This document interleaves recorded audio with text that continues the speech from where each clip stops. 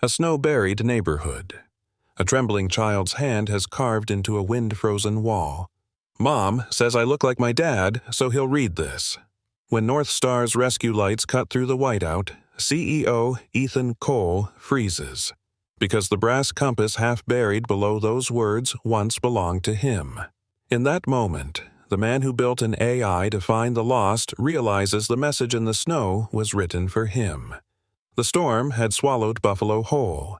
Snowdrifts rose higher than street signs, and every house on the cul-de-sac looked like a blank page erased by the wind. Ethan Cole stood beside the rescue vehicle, headlamp cutting a lonely cone through the whiteout. The world beyond 10 feet no longer existed, just a shifting haze of ice and static.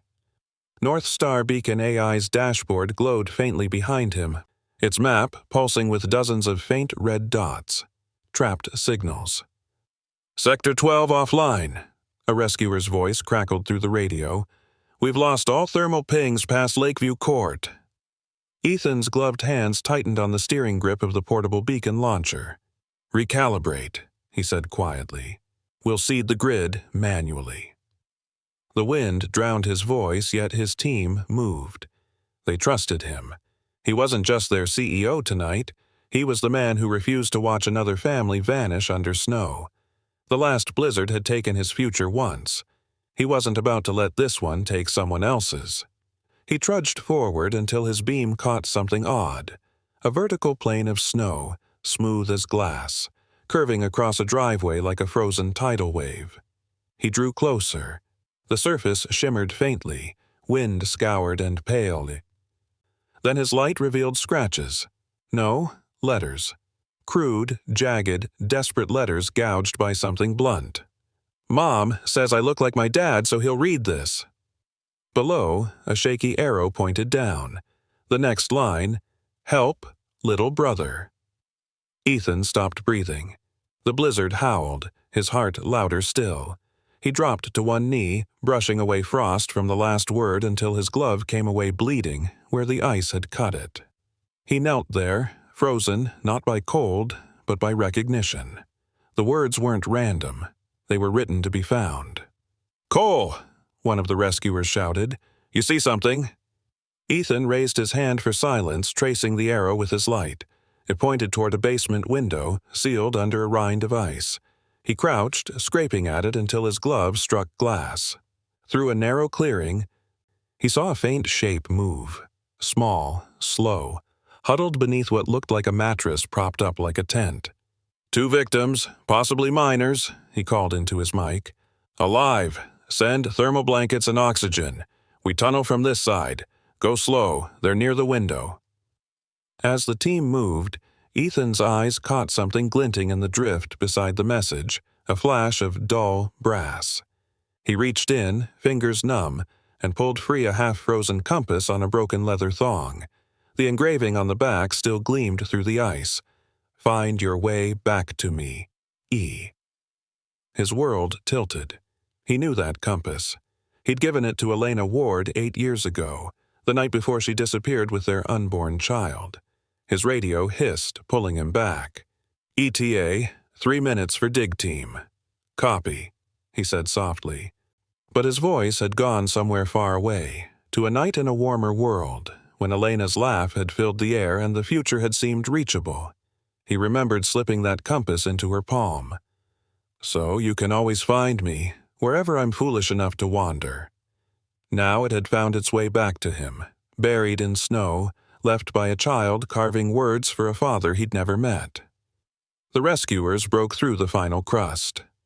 Ethan yanked open the basement window frame, glass shattering outward. 2 small faces turned toward him. The older boy, maybe 10, blinked against the light, lips blue but eyes fierce. He held his little brother tight beneath the mattress. "You read it?" the boy whispered, voice rasping through cracked lips. Ethan swallowed the ache in his throat. "I read every word." He reached through, wrapping the boy in a thermal blanket. The smaller child's fingers were curled around a snapped leather string, the missing half of the compass. "Mom said Dad would know how to follow it. the boy murmured before collapsing into his arms. Ethan held both children close as the medics rushed in, the brass compass pressed between them, gleaming faintly in the snowlight, its promise fulfilled in the cruelest way imaginable. The wind outside wailed like a mother's voice carried through miles of white. Ethan whispered into the storm, though no one heard him. "I'm here now." The ambulance rocked under the weight of the wind as it sped toward Mercy General.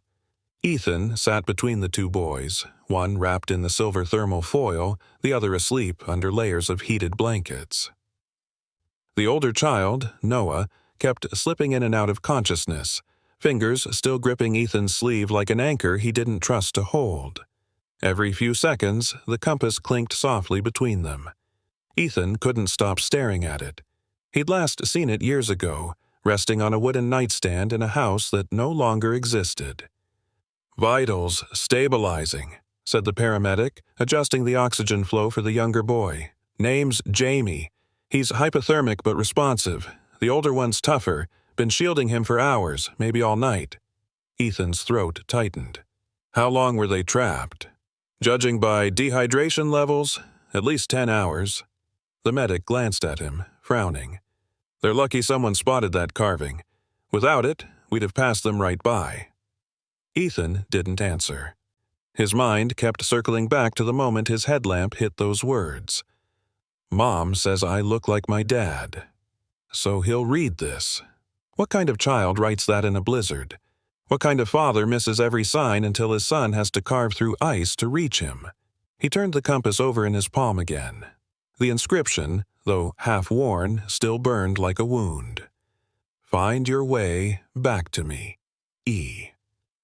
It was the same promise he'd once whispered to Elena Ward in the parking lot of Mercy General.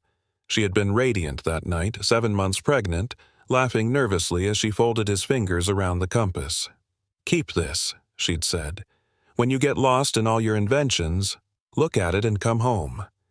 He'd kissed her forehead, told her he'd never lose his way. 2 weeks later, she was gone. No forwarding address, no word, only a terse letter from her attorney citing irreconcilable conditions. He'd buried himself in work, building North Star Beacon AI, a system designed to find anyone, anywhere, lost in the snow. But the irony was brutal. The man who built the world's best rescue algorithm hadn't been able to find his own family. The ambulance lurched to a stop. The rear doors swung open to blinding light. Ethan helped lift the boys onto stretchers, trailing them through sliding glass doors into a corridor humming with motion. Nurses swarmed. IVs, heated IV fluids, vitals monitors. Noah's eyes fluttered open as they wheeled him past triage. "Mom," he whispered, voice raw. "Did you find her?" Ethan leaned close. "We're going to," he promised. "You just rest." Noah blinked at him, trying to focus. "You talk like her." The words caught Ethan off guard. He reached to brush the boy's hair back, revealing a faint scar at the temple. Old, healed, familiar in shape. A tiny crescent, identical to the one Ethan carried from a childhood bike accident. The paramedics pushed forward toward pediatric observation. The door swung shut, leaving Ethan in the hallway, the compass heavy in his palm. A nurse handed him paperwork. "Your family?" Ethan hesitated. The truth felt both impossible and necessary. "Yes," he said softly. "At least, I think so." She nodded without looking up. "You can wait in the family room. They'll update you soon." He sank onto a plastic chair, head in his hands. Outside, the storm pressed against the hospital windows, muting the world to a dull roar. The screen of his phone flickered with alerts from North Star's operations center. System overload warnings, camera feeds, media inquiries, but he ignored them. The only image that mattered was still burned into his eyes, the carving in the snow and the compass buried beneath it. Somewhere, Elena Ward was still out there. Somewhere, she had sent her sons into a storm, believing he would find them. And he had. But the questions clawed at him. Why here? Why now? Who had kept them hidden all these years? Ethan closed his eyes and made himself a silent vow. Before this storm ended, he would find the truth. Snow lashed the hospital windows through the night, scraping against the glass like fingernails. The blizzard showed no mercy, and neither did Ethan's thoughts. He stood in the pediatric observation bay doorway, motionless. Inside, Noah lay propped up against white pillows, an IV taped to his wrist. His little brother Jamie slept beside him, a tiny rise and fall beneath warm blankets. Nurses moved quietly between beds, checking monitors, whispering updates. Ethan hadn't left since they'd been admitted. When the attending physician finally approached, Ethan straightened, every muscle tense. "Both boys are stable," the doctor said. "The older one's dehydrated and frostbitten on the fingers, but he's lucid. The younger's weaker. Oxygen levels dipped from smoke inhalation. Looks like they tried to keep warm with a candle." Ethan nodded slowly, staring at their small, bandaged hands. "They survived because of him," he murmured. The doctor followed his gaze. "That older kid's got grit. You can tell he's been holding it together for someone." Then, but hesitating, he added, "They said their mother's name is Elena Ward. You know her?" Ethan's chest tightened. "Yes," he said softly. "I did. Once." The doctor's brow furrowed, but he didn't pry. "Child Services is being notified. Standard procedure. Once the storm clears, they'll locate next of kin." Ethan's pulse quickened. "No," he said sharply, then forced his tone calm. "I can help. I run the company that mapped this rescue. I'll use our systems." "Mr. Cole," the doctor interrupted, lowering his voice. "The best thing you can do is rest. Let us do our jobs." Rest. The word felt foreign. He hadn't rested in years, not since the night Elena disappeared. When the doctor walked away, Ethan entered the room quietly. Noah was awake, eyes following the beeping monitor.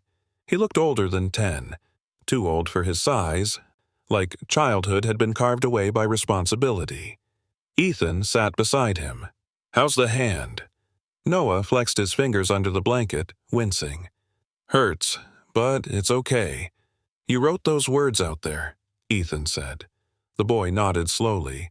"Mom said if anything happened, I should write where someone smart could read it." He looked up. "She said Dad would be smart enough." The air left Ethan's lungs. He wanted to ask 1,000 things. Where she was, who had told them to hide, why she had sent them alone, but Noah's voice came again, small and steady. "She said he'd find us because he always keeps his promises." Ethan swallowed. "She told you that?" "Yeah." Noah's eyes softened. "But I didn't know if she meant it. I just hoped." He reached into the blanket and pulled out the broken thong, the snapped leather string from the compass. "Mom wore it every day. She said Dad gave it to her when she was scared." Ethan took the fragment gently, his thumb brushing the frayed edge. "She wasn't wrong," he whispered. "I did." Noah studied him carefully. "You look like her when you worry." Ethan blinked, unprepared for the remark. "Do I?" The boy nodded, eyelids fluttering from exhaustion. "She always said Dad's eyes were blue like the cold, but not bad cold, the kind that shines when the sun hits it." Ethan's throat closed. "What about you?" "I got her hair. Jamie got her smile." A tiny pause. "I think you got her stubborn." Ethan smiled despite himself. "Maybe." The monitors hummed quietly. Snowlight shimmered on the tile floor, turning the room pale and still. When Noah finally drifted back to sleep, Ethan stepped into the hallway and pulled out his phone. He opened North Star Beacon AI's secure terminal, bypassed the press alerts, and dove into archived records, shelter check-ins, clinic logs, housing transfers. Every Elena Ward within 200 miles. Dozens appeared, then narrowed. One string of temporary addresses bouncing between clinics, shelters, and short-term rentals, all marked no forwarding contact. Someone had been keeping her off the grid. Then Ethan saw a notation on an internal email flagged 3 years ago. "Inquiry E. Ward. Do not escalate. Potential reputational risk." The sender was his own legal department. Ethan's jaw tightened. He clicked open the metadata. The approving signature belonged to Gregory Harlow, North Star's general counsel. He remembered that name clearly. The man had once advised Ethan to protect his image when questions about his missing partner surfaced during early funding rounds. Ethan stared at the glowing screen until his reflection blurred into the letters. If Harlow had buried her trail, this wasn't a coincidence. He pocketed the phone and looked back toward the room where his sons slept. The snow outside beat against the glass, relentless. But for the first time in years, Ethan felt something shift. Not the storm, but the path beneath it. He was going to find her, and this time nothing, no lawyer, no storm, no lie, would stop him. The next morning, Buffalo woke under a dull silver light. The snow had eased, but the silence it left behind was eerie, like the world was holding its breath. Inside Mercy General, the hospital hummed with low conversation and the faint beep of monitors. Ethan sat in the family lounge, still in the same clothes from the night before. A coffee cup cooled beside him, untouched. On his laptop screen glowed North Star Beacon AI's data grid, strings of coordinates and movement logs mapping every emergency response in the past 12 hours. But Ethan wasn't reading the map. His eyes were fixed on a separate folder labeled Internal Legal Client Holds. He scrolled, jaw set, until the same name reappeared, Harlow, Gregory A., and the attached memo. Subject, E. Ward Inquiry. Status, suppressed per confidentiality clause. Client threat of legal exposure. Note, do not escalate. Potential PR risk to North Star and Mr. Cole. He leaned back, pulse heavy in his ears. Potential PR risk meant one thing. Harlow had known where Elena was, and he'd buried it to keep North Star's image clean. "Sir?" A nurse's voice broke through his thoughts. "The boys are awake if you'd like to see them." Ethan closed the laptop and followed her down the corridor. Noah sat up this time, small shoulders squared beneath a gray hospital blanket. Jamie was curled beside him, a tangle of curls against the pillow. Noah looked up the moment Ethan entered. "Are you going to find Mom now?" His voice was soft but direct, a child's tone carrying an adult's fear. Ethan nodded. "I'm trying." Noah tilted his head, skeptical. "Trying's what people say when they're scared to promise." The words hit harder than he expected. Ethan knelt beside the bed. "You're right," he said quietly. "So, here's the promise. I'm going to find her. I don't care how far she ran or why, she's not disappearing again. Not from you, not from me." Noah studied his face for a long moment, then reached into his pillowcase and pulled out something small, a folded scrap of paper wrapped in plastic. "Mom made me keep this," he said. "Said to only give it to Dad if I was sure." Ethan unfolded it with shaking fingers. Inside was a torn piece of a hospital consent form, Mercy General's letterhead faintly visible, and a date from nearly 11 years ago. Scrawled across it, in Elena's rushed handwriting, "If anything happens, show him the compass. He'll know." The compass, the engraving, the way she'd vanished right after that date. It all connected to Mercy General's neonatal unit, the same hospital they were standing in now. Ethan turned the paper over and froze. On the back, faint ink lines showed part of another document, something stamped confidential. Ward, neonatal mix-up inquiry. He whispered to himself, "Mix-up?" Before he could process it, his phone buzzed with a call. Gregory Harlow. Ethan stepped into the hall and answered. "Why'd you suppress an inquiry under Elena Ward's name?" There was a pause, the kind used by men calculating how much truth to give. "Ethan, you're exhausted. Let's not make assumptions." "I'm looking at the file, Greg. You tagged her as a PR risk." Harlow sighed. "That was years ago. The hospital made a confidentiality request tied to a birth record dispute. I advised compliance. It wasn't our jurisdiction." "You buried my family," Ethan said, voice steady but lethal. "While I was building a company meant to find people, you helped me lose them." "Ethan, listen, If this goes public, you'll tank North Star's credibility. You can't let emotions drive." Ethan ended the call mid-sentence. The line went dead. He stared through the corridor window at the snowy skyline. The city was thawing slowly. Cars emerging from drifts, lights flickering back on, but his pulse kept pounding like the storm hadn't passed. He returned to the boys' room, sat down beside Noah again, and pressed the compass into his small hand. "You said your mom always told you this belonged to Dad?" "Yeah," Noah said softly. "She said he'd use it to find home." Ethan nodded. "Then that's exactly what it's going to do." He stood, pulling out his phone and opening North Star's private network. "Noah, I'm going to need your help," he said. "We're going to teach my system to read something new." The boy's eyes brightened a little. "Like what?" "Like messages people carve when they're scared," Ethan said, recalling the words on the snow wall. "If your writing could save you, it can save others." He began typing code into the mobile terminal, mapping a new visual classifier. He named it Carve Text. Each keystroke steadied his hands. Every letter of code felt like atonement. He looked over at Noah and Jamie again, two small lives that should never have been lost to a system built to find them, and made another silent promise. This time, his invention wouldn't just predict rescues. It would understand what a child's message meant. By dawn the next day, Ethan's private command terminal at North Star Beacon AI was alive with data feeds. Satellite imagery, plow dashcams, heat maps, all still flickering with residual storm static. But layered on top of that chaos, a new signal was taking form. Carve Text 0.1, live and learning. He stood alone in the incident room, sleeves rolled, tie loosened, coffee gone cold. Lines of code streamed across 3 monitors as he tuned the prototype classifier. Every few seconds, it pinged when it detected grooves or writing shapes in snow photos from overnight rescue runs.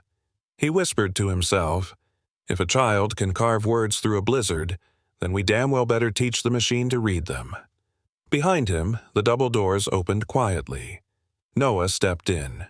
Hospital wristband still on, wrapped in an oversized parka someone from logistics had found. His hair stuck up in tired tufts. Ethan turned, surprised. "Hey, shouldn't you be resting?" The boy shrugged. "The nurse said you hadn't left." Ethan smiled faintly. "Guilty." He knelt to Noah's eye level. "You scared me last night, you know." Noah's expression didn't change.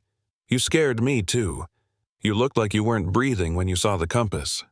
Ethan froze, caught. "Yeah," he admitted softly. "That's because I realized who you were before I even knew your name." Noah tilted his head, curious but cautious. "You mean because of Mom?" Ethan nodded. "And because of this." He tapped the compass in Noah's hand. "She gave that to me before you were born. Said it was proof we'd always find our way back." The boy's eyes flickered, half belief, half defense. "So, where's she now?" The question cut straight through him. "That's what I'm going to find out. But I need to understand what happened after she left.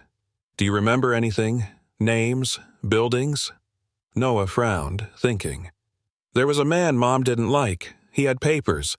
He said we couldn't stay at one place because it wasn't safe." Ethan's pulse quickened. "A man with papers?" "Yeah. He had a ring on his finger with a triangle on it, like a logo." Ethan straightened slowly, a chill crawling through him. North Star's old legal insignia, a stylized triangle of 3 stars, was etched on every attorney's lapel pin. Gregory Harlow. Ethan's jaw tightened. He pulled his phone, opened a secure contact list, and snapped a quick photo of Noah's sketch of the ring. "That helps. Thank you." Noah's gaze drifted to the glowing monitors. "What's that thing doing?" Ethan followed his line of sight to the algorithm training window. "That," he said, "is learning how to see what you saw. Every mark, every word someone might carve for help." "So, if someone else wrote like me," Noah said slowly, "it would find them?" "That's the goal." The boy's lips pressed together in quiet concentration. "Then can we name it?" Ethan smiled. You already did. Noah blinked. I did? Yeah. Carved text. You inspired it. A small, proud smile flickered across the boy's face before fatigue softened it again. Ethan turned back to the console and hit Run. The system hummed, scanning thousands of snow images across county grids. Then the alerts began pinging.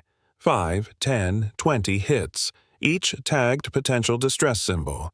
He stared at the screen as the first AI-confirmed carved text appeared. A child's messy "Help Mom inside," scrawled on a garage door half buried in snow 30 miles east. A rescue team was dispatched instantly. Noah stepped closer, eyes wide. It worked? Ethan nodded, breath catching. It worked. For the first time since the storm began, he allowed himself to exhale.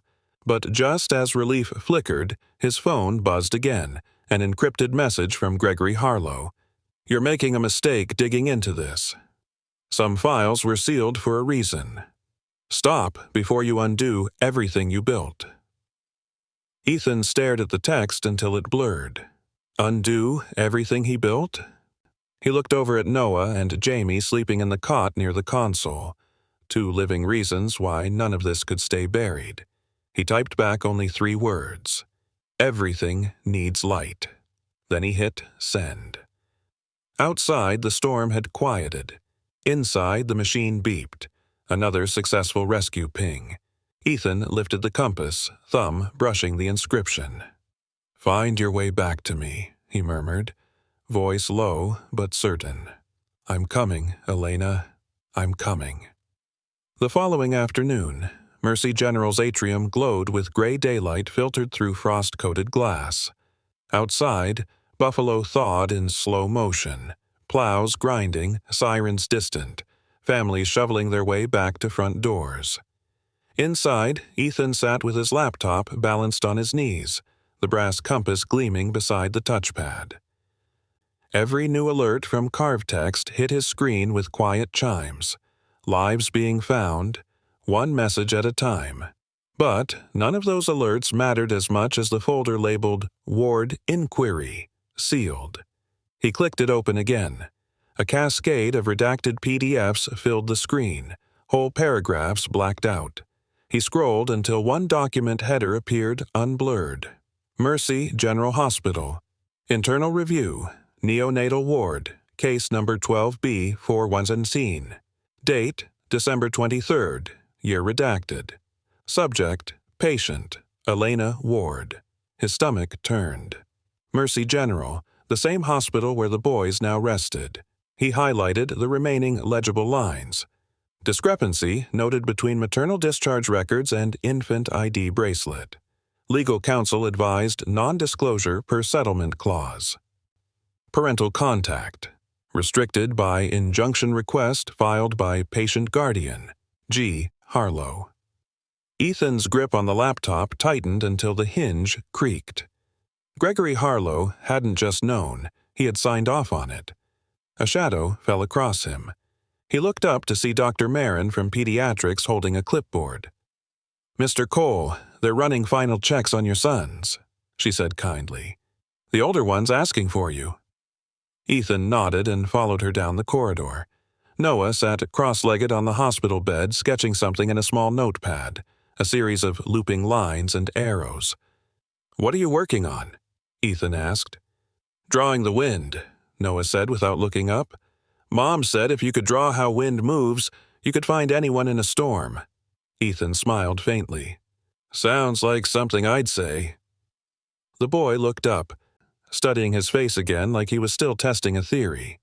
She said my dad made machines that see what people can't. That's true. So, can they see her? The question struck deep. Ethan pulled up a chair. They will, but to do that I need your help again. Noah closed the notepad, cautious. What kind? I need to know where she was last. You mentioned a man with papers, the one with the triangle ring. Noah nodded.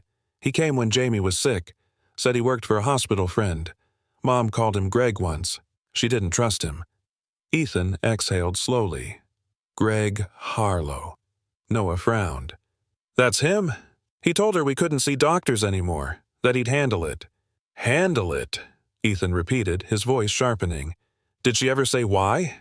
The boy hesitated. She said people like him care more about what things look like than what's right. Ethan leaned forward, voice steady but fierce. She was right.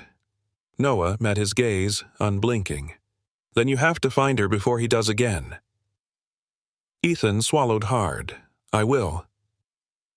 Moments later, when Noah drifted to sleep, Ethan stepped into the hallway and called his assistant, Lena Price, at North Star HQ. Pull every document Harlow touched in the last 10 years, he ordered. Focus on legal settlements with Mercy General. Ethan, Lena said carefully. The board's asking questions.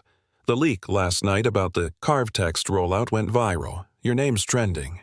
Let them talk, he said. But listen closely. If you find anything linking him to Elena Ward, send it straight to me.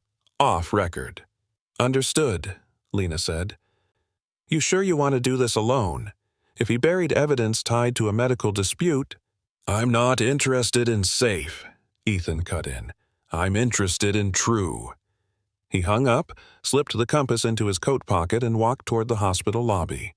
The automatic doors opened to the blinding reflection of snow. The air outside still smelled like cold metal and salt. Across the street, a news van idled, camera pointed toward him. He hesitated, instinct warring between privacy and purpose. For years, he'd kept the public image clean, controlled, sterile. Now, as microphones lifted toward him, he realized he didn't care about control anymore. Mr. Cole, a reporter called. Sources say you personally led last night's rescue.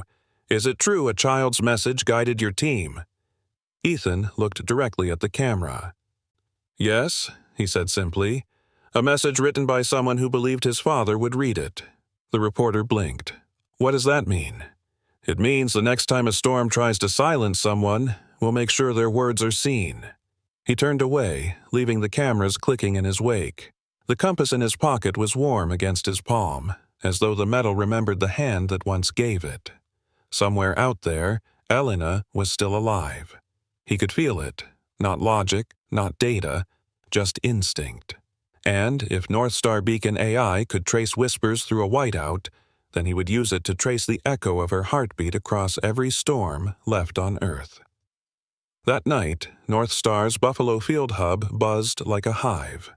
Engineers hunched over monitors, drone footage looping in endless white-gray swirls. At the center of it all, Ethan stood before the massive screen wall, coat still dusted with snow, the brass compass catching glints of fluorescent light from the console. Run Harlow Trace again, he said quietly. All communications, internal or personal, for the past 5 years. His lead engineer, a wiry woman named Lena Price, frowned at her tablet. You sure you want that paper trail open? He's still your legal counsel, technically. Not anymore. Lena's brow rose. You firing him? Ethan didn't look away from the screens. No, I'm exposing him. On the main display, the query ran through North Star's encrypted log archive. Years of legal correspondence compressed into seconds. Then, a file blinked red. Private. Hospital, NDA, Mercy Gen. 12B 417. Ayut. G. Harlow. Lena expanded it, eyes widening. Ethan. This is bad. Lines of text filled the screen, half redacted but damning enough. Settlement executed to suppress inquiry regarding Ward, Elena, patient. Birth complication, identity mismatch, maternal release override signed by counsel on behalf of father, Cole, Ethan, under power of attorney. Ethan froze. That's impossible. I never signed. Lena pointed. Look at the timestamp. Same week you were hospitalized after the upstate avalanche. You were unconscious for 48 hours. He remembered that. The ski scouting trip, the rescue delay, the concussion. Harlow had handled press damage control. Now it was clear what else he'd handled. Ethan's voice dropped low. He forged my consent to bury her case. Lena's jaw tightened. You want this reported? He hesitated only a moment. Not yet. I need to find her first. Then we bring the whole thing down. The room fell silent except for the hum of servers. Ethan turned away from the glowing evidence, his reflection warped across the glass panel. For years, he had told himself North Star was about saving people from storms. Now he saw the truth. The storm had been inside his own company all along. He tapped the compass against his palm like a heartbeat. Track everything tied to that case, he said. I don't care how deep it goes. Every sealed record, every clinic. She left a trail somewhere. Lena hesitated, then asked softly, Ethan, what if she doesn't want to be found? He looked at her, eyes tired but certain. Then she'll tell me herself, not through forged papers, not through lawyers. Minutes later, he stepped into the cold outside. The night sky hung low and bruised, clouds stitched with faint light. The air smelled like iron. Across the parking lot, a hospital security van idled. A man in a black coat stepped out, gray hair, polished shoes, that same subtle triangle ring flashing as he approached. Greg, Ethan said flatly. Harlow adjusted his scarf.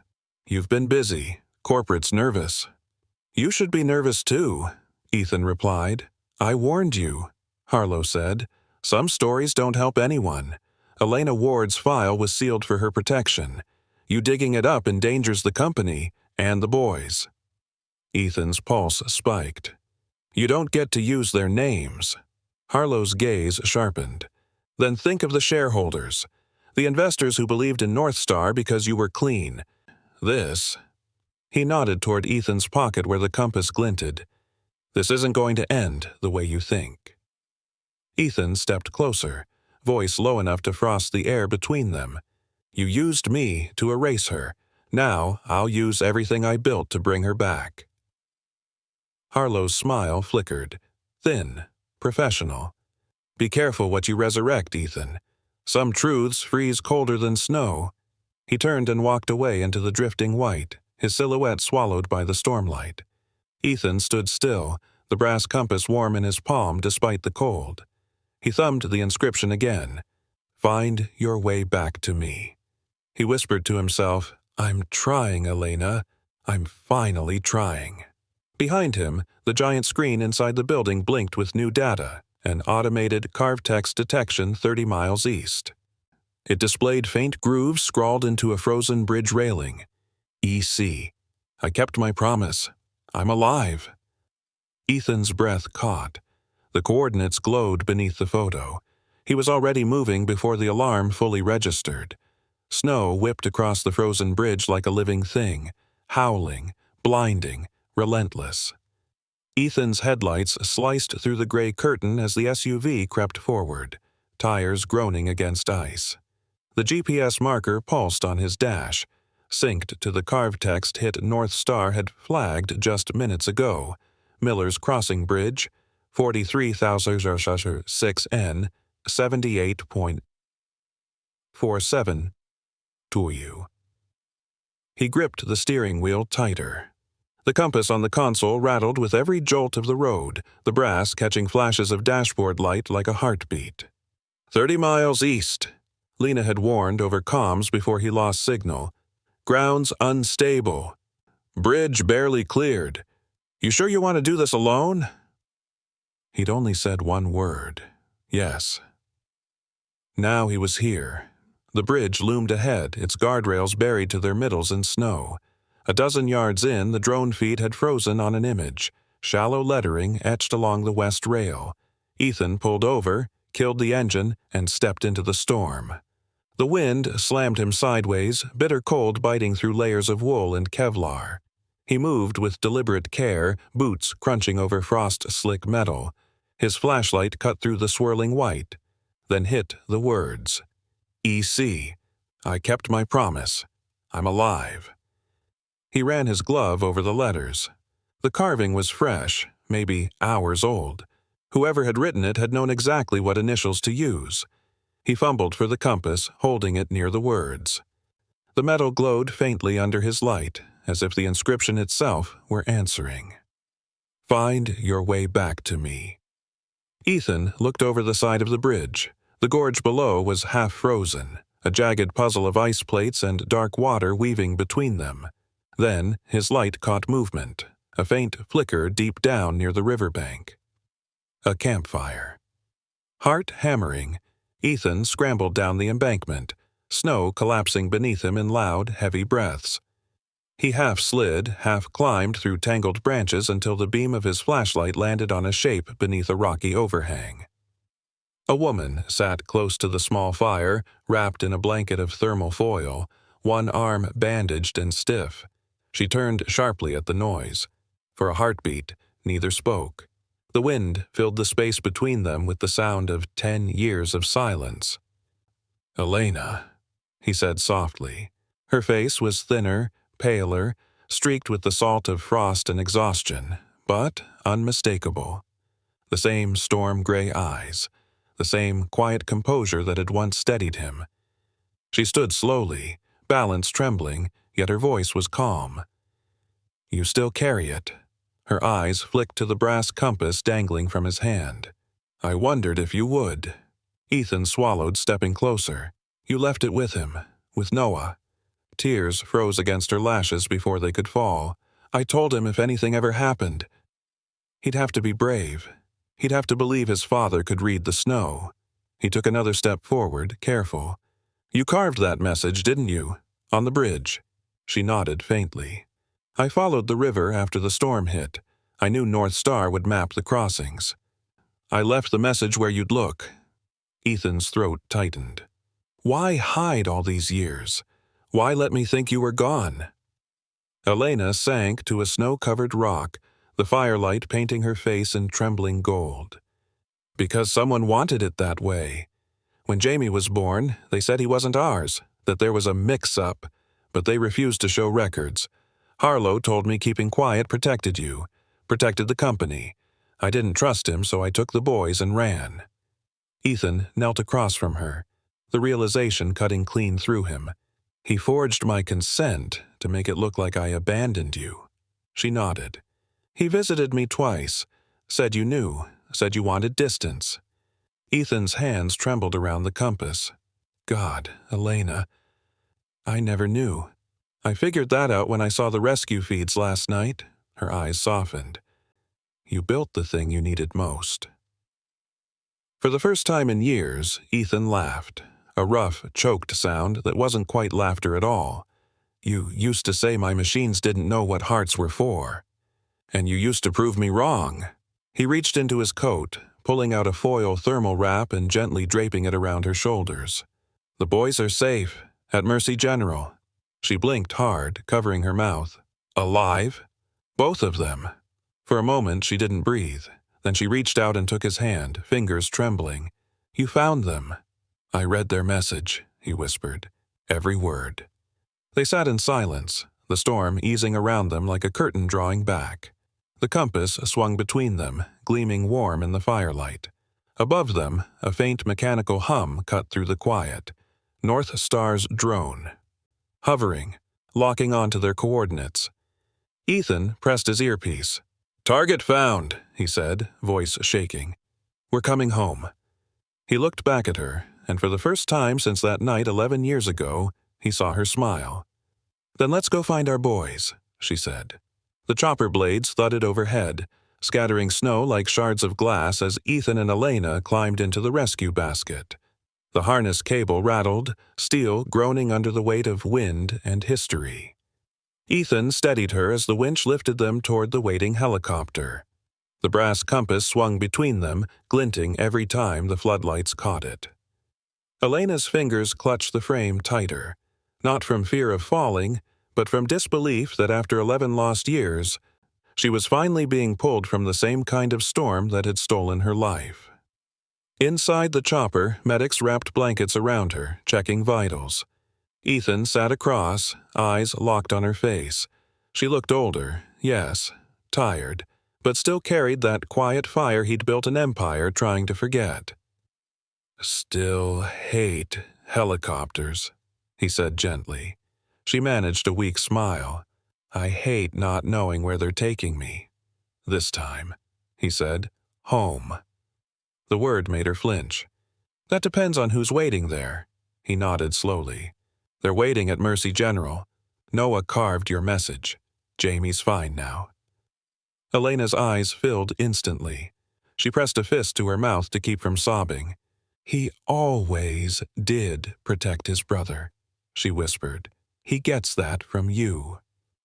Ethan shook his head. No, he gets that from you. For a while, the only sound was rotor thunder. The skyline of Buffalo flickered ahead, plumes of snow lit by street lamps, half the city still dark from the blackout. Ethan stared out the window and said quietly, Harlow's the reason you vanished, isn't he? Elena nodded slowly. He came to my hospital room with forms to sign. Said you'd approved a settlement after a birth record dispute. He said the baby, Jamie, wasn't legally ours because of an identification error, that I could keep him only if I disappeared. When I refused, he threatened to leak my medical file to investors, claim instability. Ethan's grip tightened on the seat strap. He used me to trap you. I didn't know who to trust, she continued. And when I saw your name on the document, I believed him. Her voice broke. You were in the news then, launching North Star. I thought you'd moved on. Ethan leaned forward, voice trembling but certain. I never stopped looking. Every blizzard, every missing person ping, I told myself if there was one face in the storm, I'd know it'd be yours. Elena's eyes softened, the years melting between them. And you found me because of our son. Because of both of them, he said, and because of what you taught him, to believe I'd read what others would miss. The pilot's voice crackled over the intercom. ETA, 3 minutes. Mercy, General Roof Deck, hold steady for turbulence. As the city came into view, a cluster of red lights marked the hospital helipad. Ethan saw movement below, ambulance crews, camera crews, even a few news drones. Word of the CEO's rescue had leaked. Elena followed his gaze. You really became what you said you would, she murmured. What's that? Someone who builds light in the dark. Ethan smiled faintly. Then you remember my promise? I do. The skids touched down on the rooftop, rotors slowing. As the hatch opened, a gust of wind rushed through, carrying the scent of ozone and thawing metal. Down the stairwell, nurses waited with stretchers, but before they reached them, 2 small figures appeared at the landing. Noah first, then Jamie gripping the rail. Mom! Elena gasped and stumbled forward. The boys ran straight into her arms, Noah burying his face in her coat, Jamie clutching her waist. For a moment, the whole rooftop seemed to still, the wind, the machines, even the noise below. Ethan stood a few feet away, chest tight, not trusting his voice. Elena looked up, eyes wet, and motioned him closer. Come here, she whispered. He knelt beside them. Noah reached out first, pressing the broken leather thong of the compass into his father's palm. We found you too. Ethan's eyes burned. He closed his fingers around the compass and nodded. You did. Elena's voice shook. We're all here. And for the first time since the world went white, Ethan believed it. Behind them, a news drone hovered, silent witness to the moment. Its lens caught the 4 of them under the helipad floodlight, wrapped in foil and snow, the brass compass gleaming at the center like a small sun, refusing to die. But Ethan barely noticed the camera. He was watching his sons' faces, memorizing them, anchoring himself to something real again. Then his phone buzzed in his pocket, a single message from Lena. Harlow is moving assets. Board leak imminent. Be ready. Ethan looked toward the horizon, jaw set. The storm had brought his family back. Now he'd face the other one head on. He turned to Elena. Take them downstairs. Get warm. I'll handle what's next. She caught his hand. Don't let him take this from you again. He squeezed her fingers. He won't. As she led the boys inside, Ethan pocketed the compass, its engraved promise catching one last shard of light. Find your way back to me. He had. Now it was time to make sure no one could ever bury them again. Snow had begun to melt off the hospital's rooftop by the time Ethan stepped into the elevator. His reflection stared back at him from the mirrored doors. Tired eyes, wind-burned skin. A man caught between relief and fury.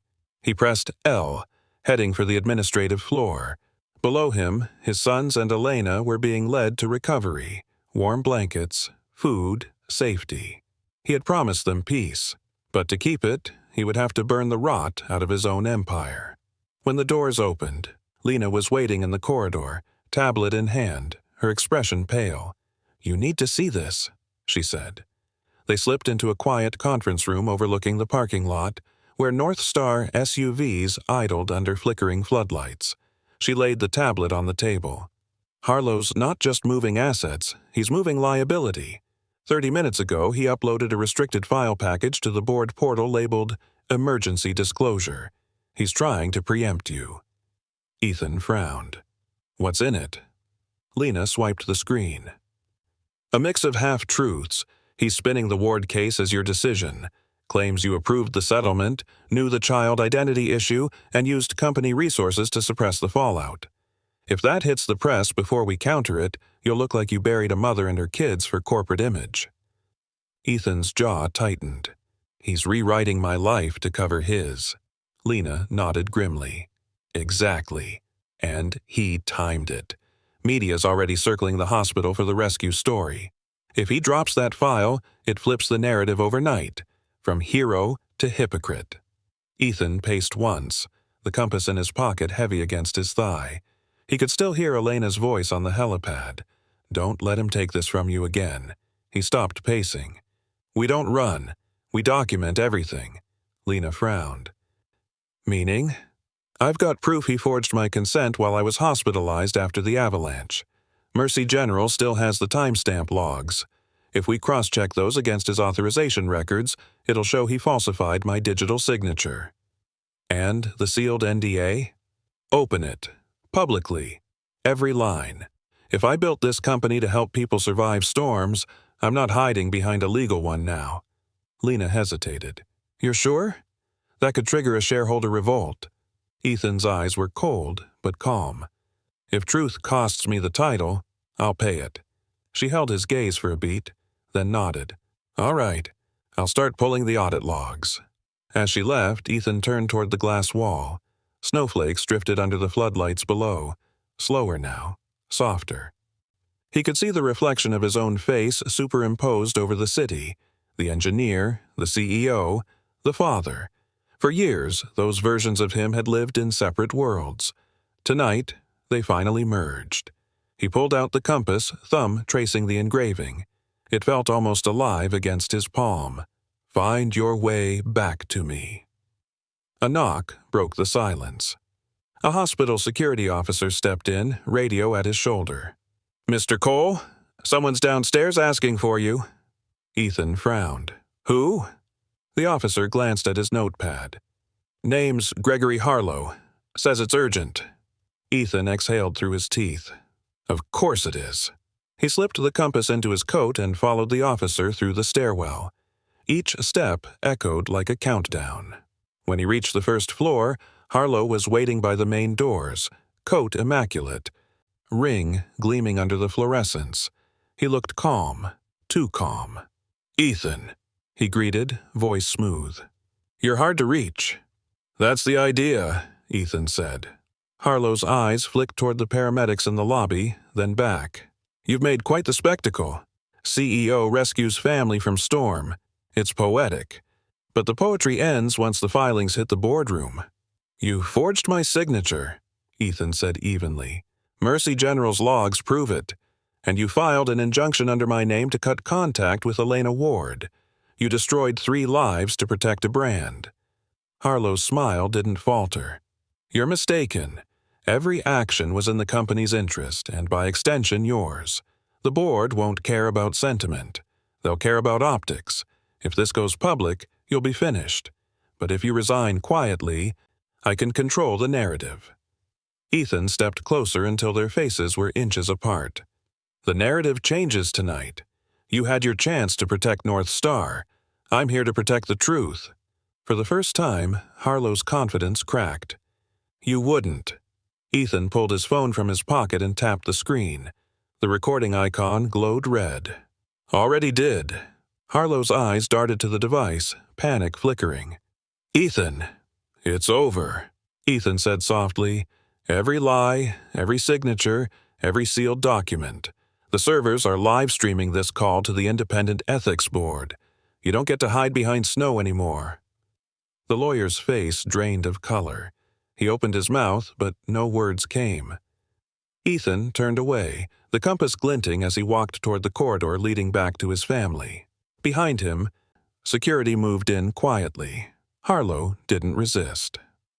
Outside, the wind picked up again, blowing through the revolving doors with a low, mournful sound, like the storm itself exhaling. Ethan paused, looked once more at the brass in his hand, and whispered to no one in particular, "We're found now." By the time dawn broke over Buffalo, the storm had finally surrendered. The sky, once a wall of gray, now blushed pale blue over snowfields flattened by wind. Inside Mercy General, the world had shifted again. Quiet hallways, the hum of vents, nurses moving like ghosts in soft-soled shoes. Ethan sat in the hospital cafeteria, still in the clothes from the night before. A cup of untouched coffee steamed between his palms. The brass compass lay on the table beside his phone, its engraving half-fogged by condensation. Lena entered. Hair pulled back, eyes shadowed from another sleepless night. She slid into the chair across from him and placed a tablet down between them. "It's done," she said.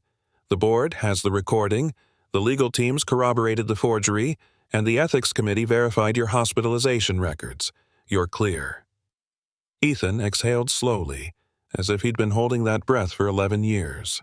"And Harlow?" "Detained for questioning," she said. "Federal inquiry's on its way. Wire fraud, identity manipulation, falsified consent. It's going to unravel fast." He stared down at the compass, thumb brushing the edge. He thought he could decide what truth looked like. "I almost let him." Lena's tone softened. "Ethan, what you did, exposing this publicly, you could have destroyed the company." "I didn't build North Star to protect a company," he said quietly.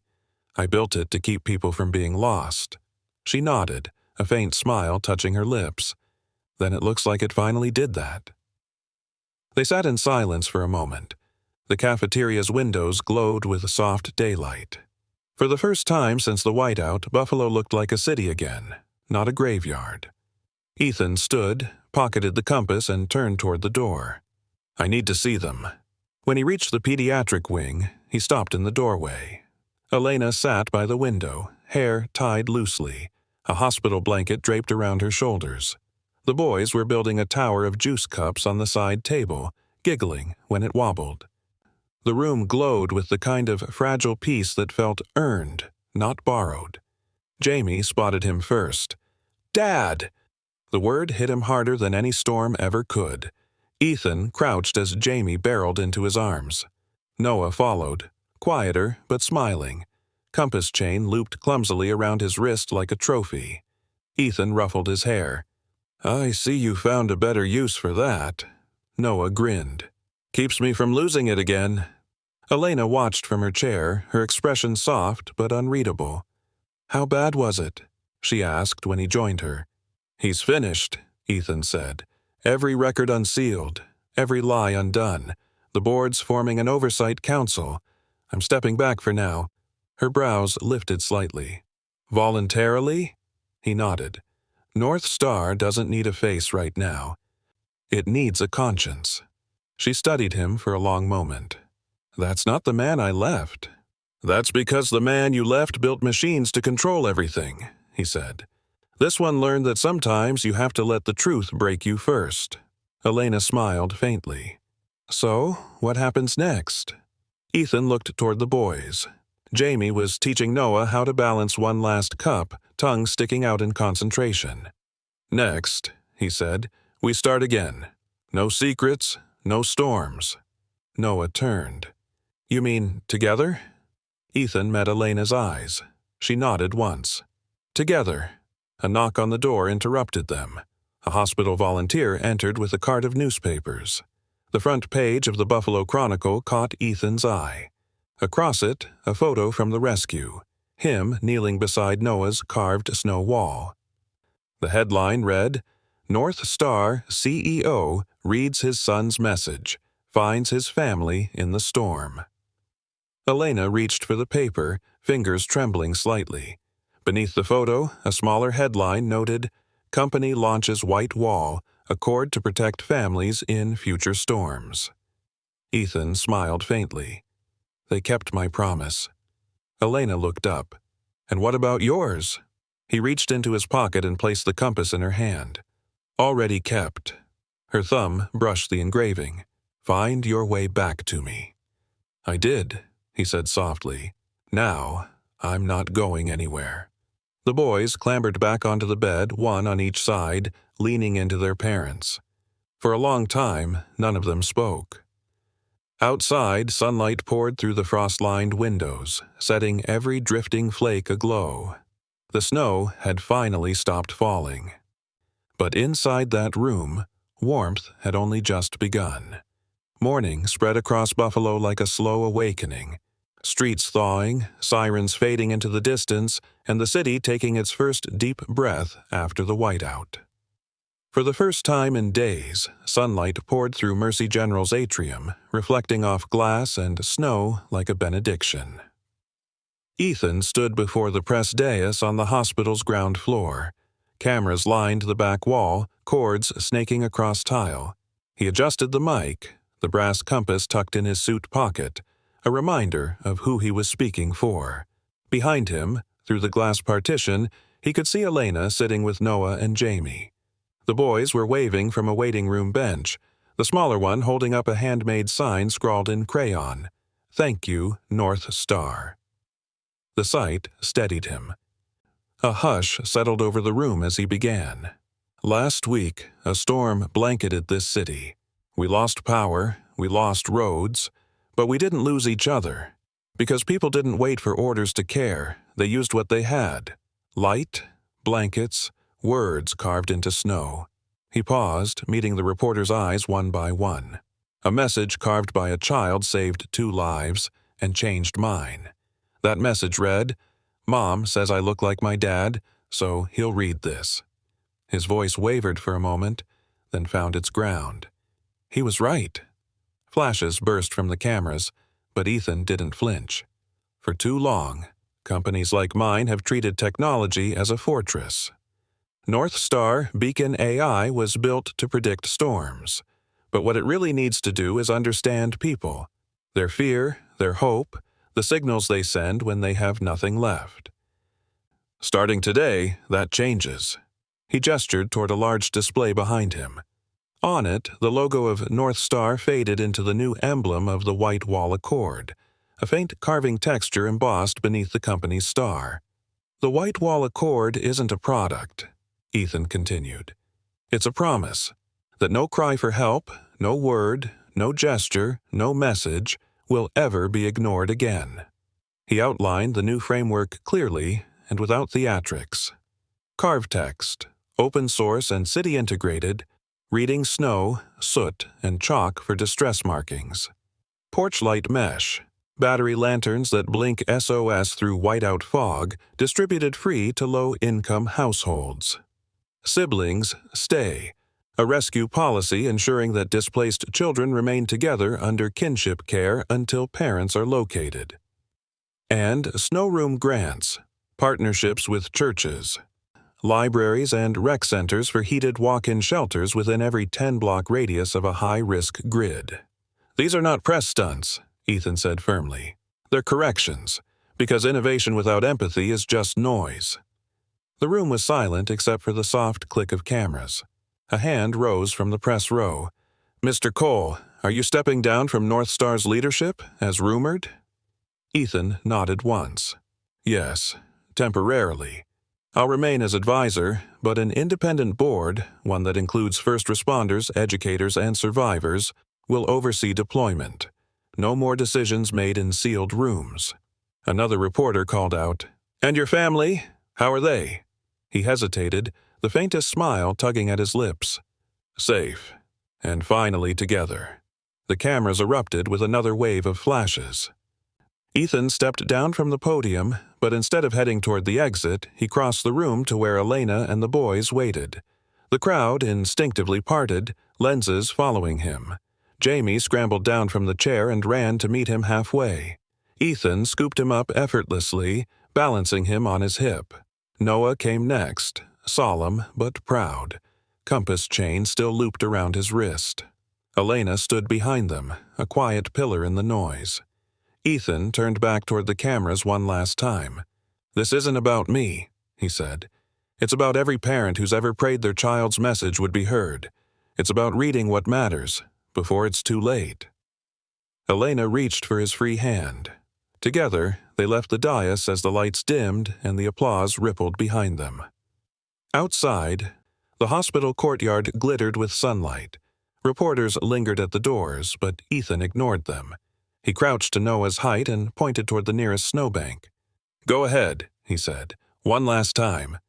Noah grinned, crouched, and traced a single word into the soft, melting snow with his gloved finger. "Home." Elena smiled, her eyes glistening. "Looks like he's still leaving you messages." Ethan wrapped an arm around her shoulders. "Good," he said quietly. "This time, I'll never stop reading them."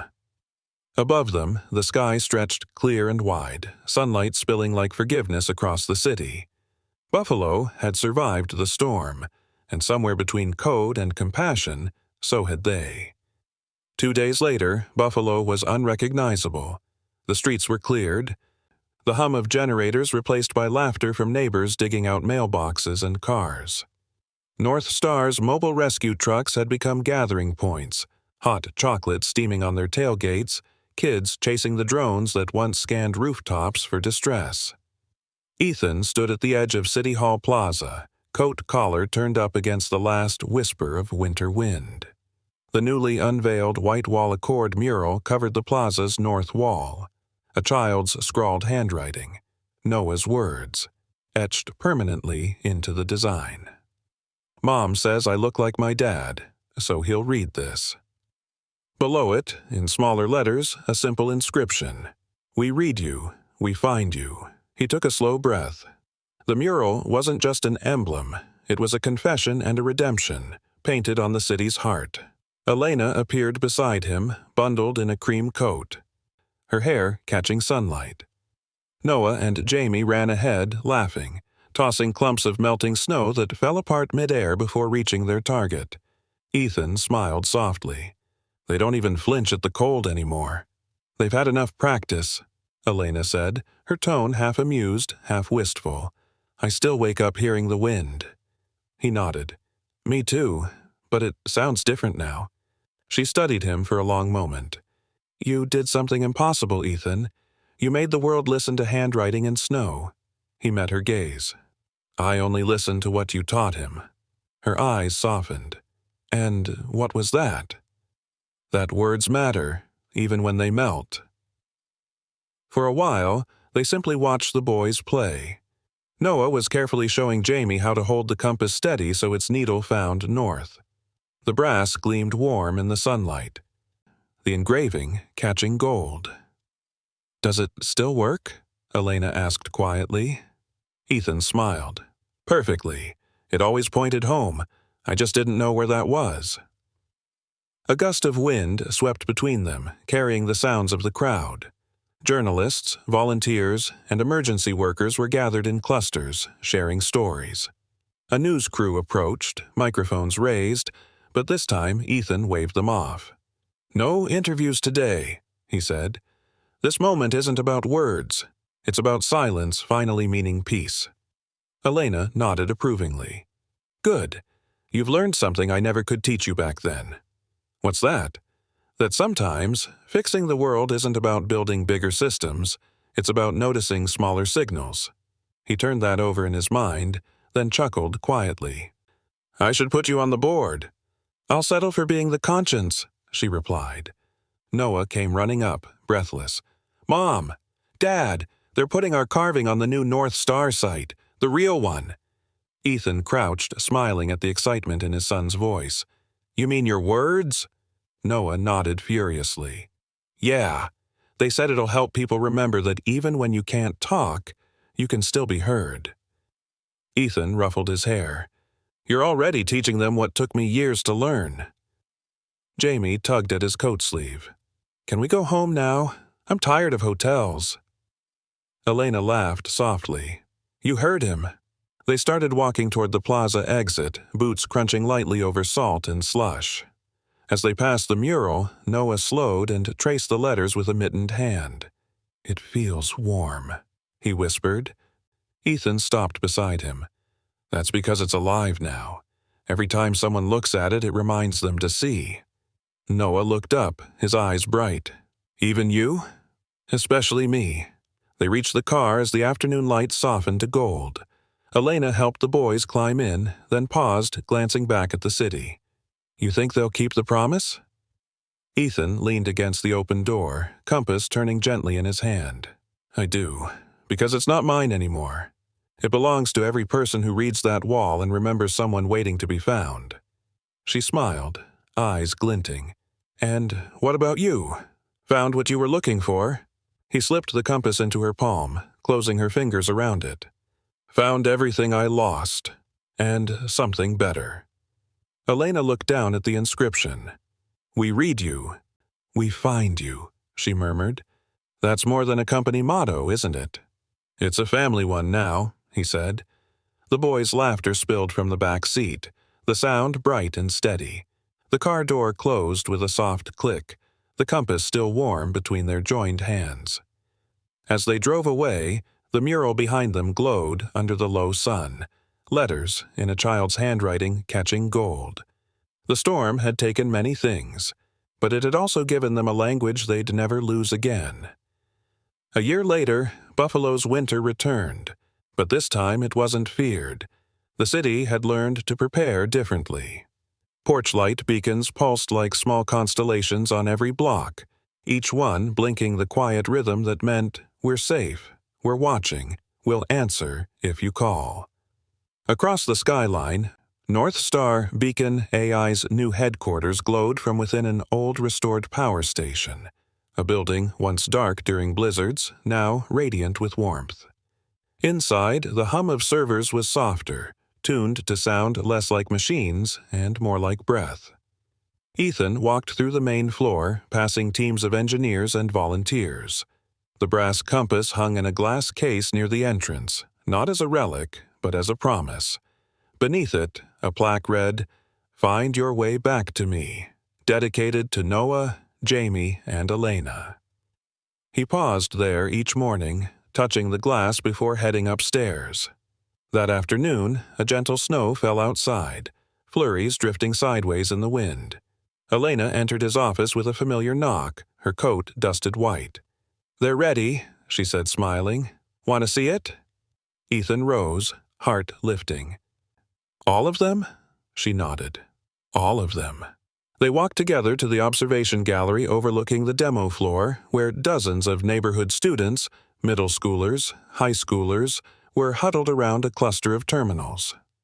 Noah, now 11, stood at the front, showing them how to use the CarvText trainer on touchscreen tablets.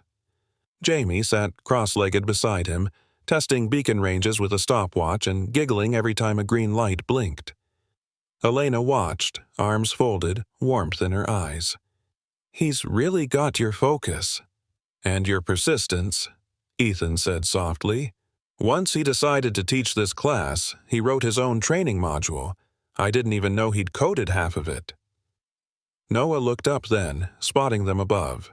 Dad, come test the update. Ethan waved, laughing. On my way. They descended to the floor. The children parted as Noah handed him a tablet. Across the interface, bold letters appeared against a white simulation. Write your words, make them heard. Okay, Noah said. Try anything. Ethan picked up the stylus, hesitated, then wrote in neat strokes, Home. Within seconds, the screen's AI overlay traced the letters, converting them to a beacon pulse that blinked 3 times, paused, and blinked again. The entire grid responded, each beacon in the room echoing the same rhythm until the whole floor shimmered with soft white light. The kids gasped and clapped. Jamie jumped up and down. Noah grinned. "Told you it works?" Ethan ruffled his hair. "You just improved it. That's what you did." Elena smiled. "Looks like your successor's already here." He looked at his son, the boy who'd once carved a message in a wall of ice, and felt something settle in his chest, quiet and whole. "He's not my successor," Ethan said softly. "He's the reason any of this means something." Later, as the class ended, the family stood near the exit. The snow outside had deepened, brushing softly against the glass. Noah zipped his coat while Jamie tugged at his mother's hand. "Can we walk home?" Jamie asked. "I like when the streetlights make the snow sparkle." Elena looked at Ethan, smiling. "Your call." He nodded. "Let's walk." They stepped into the cold together. The air was crisp, peaceful. Porch light beacons glowed from porches and windows, each one a heartbeat of safety. Halfway down the block, Noah stopped beside a low snowbank. "Dad," he said, kneeling, "one more?" Ethan crouched beside him. "Go ahead." Noah carved with his gloved hand, slow and careful, as his little brother watched. The letters glowed faintly under the nearest beacon's light. "Thank you for reading." Ethan swallowed hard. "You think people will see it?" "They always do now," Noah said simply. Elena slipped her arm through his. "That's the point, isn't it? Every word matters, even when it melts." They continued walking, the snow whispering beneath their boots, their breath rising like small clouds into the twilight. Behind them, the beacons pulsed once more, catching the boys' words in a warm white glow. Soft, steady, endless. And for the first time in a long, long winter, Ethan Cole no longer needed the compass to know exactly where he was. He was home.